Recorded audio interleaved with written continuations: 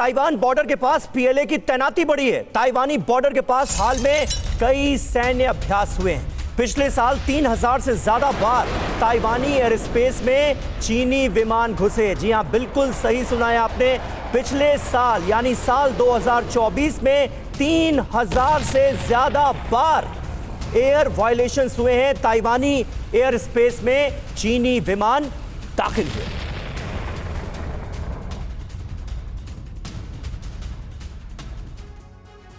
तो ताइवान को लगातार घेर रहा है ड्रैगन। कैसे? आइए इसकी पूरी डिटेल हम आपके सामने रखते हैं। ताइवान को चारों तरफ से घेरने की तैयारी जिनपिंग के मुल्क ने की है। ताइवान के चारों ओर नाकाबंदी जैसा माहौल पैदा कर दिया गया है। ताइवान के बॉर्डर के पास पीएलए की तैनाती भी बढ़ गई है। ताइवानी बॉर्डर के पास हाल में कई सैन्य अभ्यास हुए, कई वॉर प्रैक्टिसेस को अंजाम दिया गया। कुछ विमान मध्य रेखा को पार करके ताइवान के अंदर दाखिल हुए। रियल एस्टेट में कैसे बने प्रॉफिटेबल ब्रोकर, अपने सपनों की डील को सच में बदलें। डाउनलोड करें फ्रीडम ऐप और बने एक प्रोफेशनल ब्रोकर। सैन्य प्रदर्शन से ताइवान को डराने की कोशिश की गई। ताइवानी एयर स्पेस में खास बात यह है कि लगातार घुसपैठ हमने बीते साल में देखी। 2024 में 3020 बार घुसपैठ हुई है। 2023 में 1703 बार घुसपैठ की गई। 2022 में 1717 बार घुसपैठ की गई। 2021 में 972 बार घुसपैठ की गई। यह पूरा आंकड़ा हमने द गार्डियन के हवाले से आपके सामने रखा है। तो लगातार ये जो घुसपैठ हो रही है, ये जो एयर वायलेशंस हो रहे हैं, इसके पीछे मंशा क्या है? ये है बड़ा सवाल। और सिवाज साहब, मैं आपसे यही जानना चाहूंगा, ये जो लगातार एयर वायलेशंस हुए हैं, लगातार घुसपैठ की कोशिशें हुई हैं, इसके जरिए चीन ताइवान को क्या दिखाने की कोशिश कर रहा है कि जब भी हम चाहेंगे आक्रमण कर देंगे और ताइवान को अपना बना लेंगे? हाँ बिल्कुल, देखो समीर, ये सच्चाई है कि चाइना का सबसे बड़ा मेन एम है किसी तरीके से ताइवान को यूनिफाइड करना चाइना के साथ। या तो वो प्रेशर डाल के हो जाए या वो इकोनॉमिक प्रेशर से हो जाए, नहीं तो अगर फोर्स भी यूज़ करनी पड़े तो चीन इसके लिए पीछे नहीं हटेगा और इसी की तैयारी कर रहा है। अगर आप ये देखें कि सबसे पहले ताइवान इम्पोर्टेंट क्यों है चीन के लिए, इसमें कोई शक नहीं।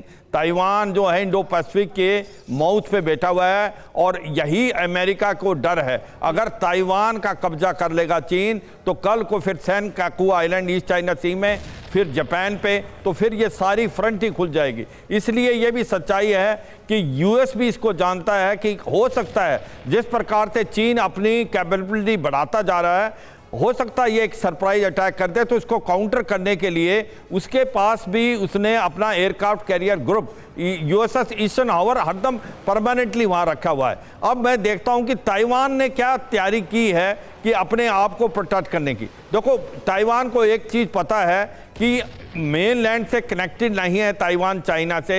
अगर चाइना को हमला करना है तो उसको एम्फीबियस या एयर ड्रॉप करने पड़ेंगे। एयर ड्रॉप वो नहीं कर सकता क्योंकि एयर डिफेंस सिस्टम जो दिया हुआ है ताइवान को अमेरिका ने, चाहे वो आपका पेट्रोइड मिसाइल है या बेसिकली थर्ड है terminally high altitude area defence, उसको नहीं पेनिट्रेट कर सकते जो एयर पावर है चाइना की। तो ज़्यादातर ये एम्फीबियस ऑपरेशन का डर है। इसके लिए अगर आप देखें ट्रेनिंग कर रहा है वो, चारों तरफ से घेरने की, इसको आइसोलेट करने की, इसके लॉजिस्टिक को कट करने की, अगर लंबा लड़ाई भी चलता है तो ताइवान को सोफन अप करने की, साइबर वारफेयर की, बिल्कुल स्पेस वारफेयर की। ठीक, तो ये एक बहुत ही, नीचे हम एक मैप दिखा रहे हैं। मैं चाहूंगा एक बार फिर से वो मैप जरा दिखाया जाए, उससे बहुत हद तक क्लैरिटी हो रही है कि चीन और ताइवान की पोजीशन क्या है। ये देखिए, ये मैप चीन और ताइवान की पोजीशनिंग देखिए। ताइवान का ताइपे जो है वो भी हमने ब्लिंक कराया है। एक तरफ आपको साउथ चाइना सी नजर आएगा यानी दक्षिण चीन सागर, और दूसरी तरफ पूर्व चीन सागर।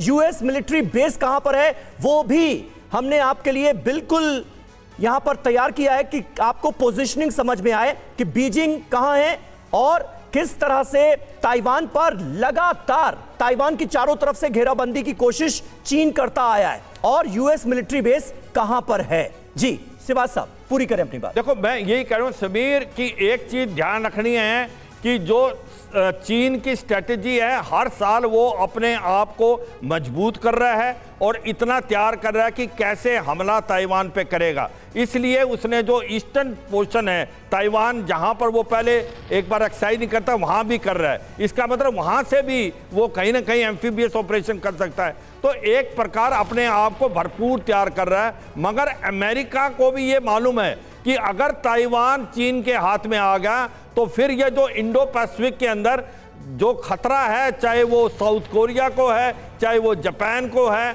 और आगे आने वाले टाइम में बाकी जो साउथ ईस्टर्न एशिया में बहुत ज़्यादा है। तो वो भी ये चीज़ को हल्के में नहीं ले रहा।